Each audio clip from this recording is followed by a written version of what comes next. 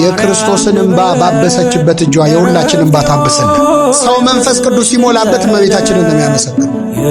መንፈስ ቅዱስ ሲሞላበት ከግድግዳ ጋር አይጋጭ። መንፈስ ቅዱስ ሲሞላበት አይንፈራፈርም። መንፈስ ቅዱስ የሞላበት ውዳሴ ማርያም ነው የሚጮኸው። ወደ ኤልሳቤጥ ቤት የመጣች ድንግል ማርያም ወደ ሁላችን ቤት ትምጣለህ። ይኸውልህ መንፈስ ቅዱስ ሲሞላብህ እኔ ማነኝ ድንግል ማርያምን ስሟን ልጠራ ትላለህ። መንፈስ ቅዱስ ሲርቅ ደግሞ ድንግል ማርያም ማናት ትላለህ። መንፈስ ቅዱስ የራቃቸው ሰዎች ማናት ይላሉ።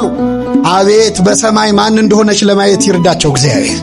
ዮሐንስን ያስደሰተች አምላክ ሁላችንን ደስ ታሰኘን። በእውነት ድምጿ ሐዘን ያስረሳለካ ደስ አለው። በቃ ማርያም ማርያም ብለን ተወልደናል።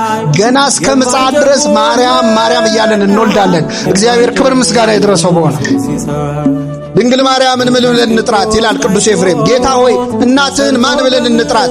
ድንግል እንዳንላት ልጅ ታቅፋ ስታጠባ አየናት። እናት እንዳንላት ደግሞ ድንግል ሆና አየናት። እናትህን ማን ብለን እንጥራት? እናትህን መጥራት እንዲህ ከከበደ ጌታ ሆይ አንተን በምን አንደበት እንጠራለን? ድንግል ሆይ የሚያታልሉ ጎልማሶች ያረጋጉሽ አይደለሽም፣ የመላእክት አለቆች አመሰገኑሽ እንጂ ይላል። አንዳንድ ሰዎች እናንተ ኦርቶዶክሶች የድንግል ማርያምን ክብሯን አብዝታችሁታ ይላሉ። ክብሯን ያበዛው ማን ነው? እኛ ልንቀንሰው ልንጨምረው እንችላለን? ፀሐይ ብንሞቃት ባንሞቃት ሙቀቷ ይቀንሳል? ድንግል ማርያም ብናከብራትም ባናከብራትም ማን አክብሯታል? ምእመናን እግዚአብሔር አክብሯታል። ክብር ምስጋና ይድረሳል።